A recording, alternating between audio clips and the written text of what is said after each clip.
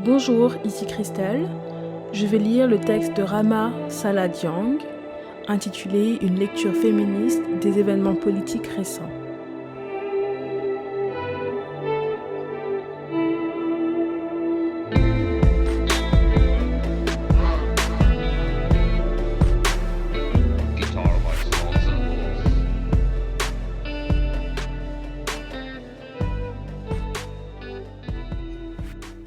Ceci est un article en colère. Un article qui ne pouvait plus se contenter d'admirer les déflagrations de courage d'une jeunesse qui n'a plus que la rue pour apostropher leurs gouvernants aux pieds d'argile. Puis l'admiration a cédé le pas au regret de constater que la rue est devenue le théâtre ultime d'expression des populations. Ce qui, immanquablement, alimente les discours politiciens visant à nous diaboliser, nous la jeunesse pour nous peindre en une masse homogène, sans conscience politique, nous mutiler et puis nous tuer. Ceci est un article qui applaudit le manifeste salutaire des 102 sur la crise de l'état de droit au Sénégal, note avec surprise la réaction du secrétaire général Abdou-Latif Coulibaly, constate avec délectation le brillant texte, à mon sens, de Hadiba et Oumar Dia. Ce dernier texte soulignait justement 2 points importants. Premièrement que, quelles que soient les circonstances, une accusation de viol est une accusation sérieuse qui doit faire l'objet d'une enquête. Deuxièmement, que cette affaire a été politisée depuis le début, non seulement par l'attitude de l'accusé, mais également par l'interférence d'acteurs politiques proches du pouvoir qui ont encadré l'accusatrice. Le texte concluait qu'en instrumentalisant la justice à des fins électorales, Macky Sall, nous a installés dans une instabilité juridique qui fait que toute décision de la justice sera interprétée non pas comme un acte légal, mais comme un acte politique. Ces débats faisaient écho à une autre conversation que nous avions tenue quelques jours plus tôt sur le Covid-19, la gouvernance et les droits humains, avec Dr Oumoul Khéri Coulibaly, Ousmane Ali Diallo et Hadiba, qui alertaient sur cette crise de l'état de droit au Sénégal, qui, loin d'être une exception, n'a plus de démocratie que de nom depuis 1 ou 2 décennies. Ceci est donc un article qui recontextualise le besoin de continuer à libérer la parole, car le danger du discours dominant actuel est de censurer la parole des prochaines victimes de viol ou de violences sexuelles. Depuis le début de cette affaire, nous avons constaté un traitement inique de part et d'autre. D'une part, Adji Sarr, traîné dans la boue de la presse et sa vie étalée au grand public, tandis que Sonko était lavé à grande eau avant toute instruction du dossier. De l'autre, le même Ousmane Sonko, faisant face à un pouvoir judiciaire pressé de traiter cette affaire de viol avec un zèle qu'on ne lui connaissait pas, qui l'a mené en prison pour des motifs fallacieux, bien différents de ceux qui ont été à l'origine de cette affaire. Cette combinaison de facteurs lève le voile sur un trait de caractère socioculturel bien sénégalais et mène la majorité de l'opinion à victimiser le présumé oppresseur, Sonko, lui-même oppressé par un bourreau commun au peuple sénégalais, aux allures de Léviathan, le régime de plus en plus présidentialiste sénégalais, et à blâmer la prétendue victime, Adji Sarr, la fille de 20 ans, accusée d'être au cœur d'une machination fomentée par les proches de Beno Ben Yakar. Cet article ne se satisfait donc pas d'une émotion qui trop vite et maintes fois mène à l'omission des faits, en l'état, une accusation de viol, qui ont constitué l'étincelle au départ de ce feu qui se propage, s'amplifiant et se nourrissant de frustrations qui sont sédimentées depuis 2012.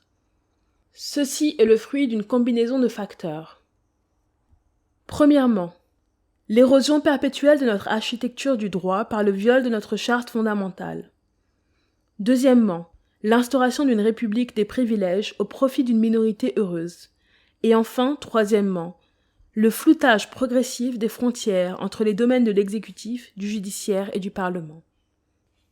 Il convient donc de rappeler que dans tous les cas, Adji Sarr est et reste soit une victime, ou de Sonko, ou de son employeur Suite Massage, ou une coupable avec ceux et celles qui auraient ourdi cette prétendue machination de viol. Dans tous les cas, son cas est allégorique du traitement et de la stigmatisation des victimes de viol et de violences sexuelles, de la culture du viol dans notre pays. Notre pays dont la gouvernance reste désespérément masculine, et dans lequel le corps des femmes est depuis toujours une arène de bataille politique. Loin de moi toute tentative de décider ce qu'il convient de juger comme bonne ou mauvaise mœurs. Mais il convient à la police et à la justice de creuser au-delà des discours de respectabilité de part et d'autre pour caractériser les faits qui se sont produits. Peu importe la classe sociale ou l'identité des plaignants ou des accusés, il est normal d'espérer un traitement égal de tous et toutes les citoyennes devant la loi. Le traitement de cette affaire, non seulement par la justice, mais aussi par le tribunal populaire de la société sénégalaise, fera cas d'école et pourra encourager ou étouffer la libération de la parole de milliers de victimes de viols et d'abus sexuels. Il peut potentiellement et tragiquement désinciter ces dernières à entrer en justice.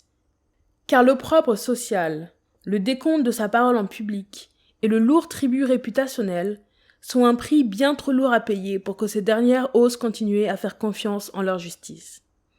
Il convient donc de veiller au respect des droits et libertés fondamentales garantis par notre Constitution en son article 7 pour un traitement équitable des deux parties en présence, autant Adji Sarr qu'Ousmane Sonko, pour une instruction impartiale et juste. C'est donc le lieu, à travers cette affaire qui n'a que trop débordé, car instrumentalisée à des motifs politiques, électoraux, de montrer que la justice pour les pauvres n'est pas une pauvre justice, et d'abolir les privilèges de classe et les violations de notre charte sacrée, qui nous rappelle en son article 42 que le président de la République est le gardien de la Constitution.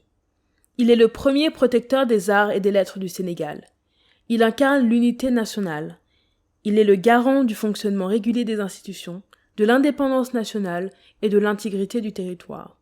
Ceci est donc un texte qui dit non à l'illusion de trop qui veut faire illusion et usage de raccourcis faciles pour étouffer d'un côté les paroles d'une énième dénonciatrice de violences sexuelles, qu'il revient à la justice d'évaluer et de trancher, et de l'autre le discours et l'action d'un ministre de l'Intérieur aux allures pétainistes, bras armés de l'exécutif, prompt à user et de la rhétorique et de la terreur et du monopole de la violence légitime pour surveiller et punir, tuer aussi s'il faut.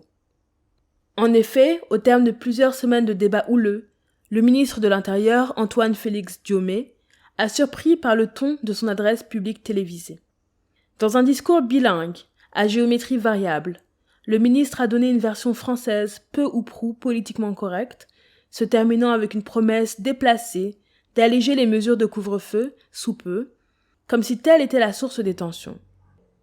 Le discours en Wolof, en revanche, était plus menaçant et alarmant sur les circonstances de l'arrestation de Sonko et à l'endroit des manifestants.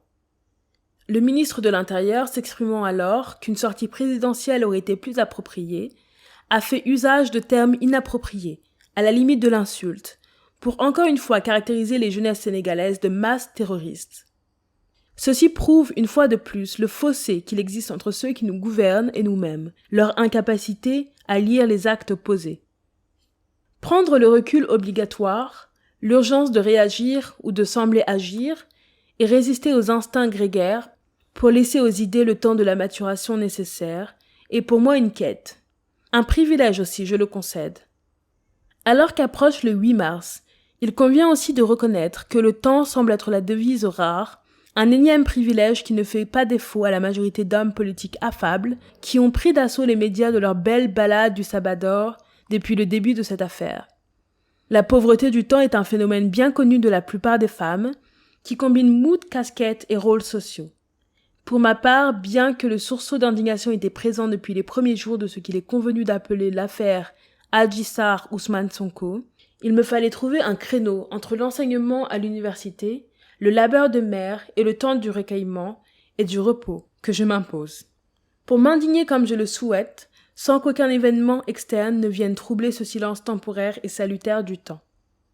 Dans le même temps, je souhaite aussi résister à l'urgence d'agir ou de réagir qui caractérise souvent le temps des réseaux sociaux, mais de rester fidèle au temps du chercheur, qui ne doit aucunement se mouler dans la hâte, mais épouser le temps de l'investigation silencieuse, la nonchalance féconde, le loisir de la lenteur, de l'introspection et de la rétrospection, basé sur une analyse scrupuleuse des faits et parfois nécessairement de l'intime conviction aussi.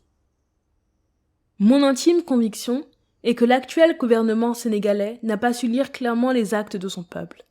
Il n'a surtout pas su voir au-delà de cette affaire Sarr Sonko et comprendre qu'elle ne fait que cristalliser des frustrations et des rancœurs plus anciennes à l'endroit du président actuel, qui suit les pas de son prédécesseur pour se dédire au sujet d'un probable troisième mandat, traitant ceux et celles qui l'ont porté au pouvoir comme une masse insignifiante. Que de pertes inutiles en vie humaine, face à un mutisme d'un dirigeant au mieux amnésique, qui n'ignore nullement que l'histoire peut se répéter soit en tragédie, soit en farce. Il semble que l'on a emprunté le premier chemin,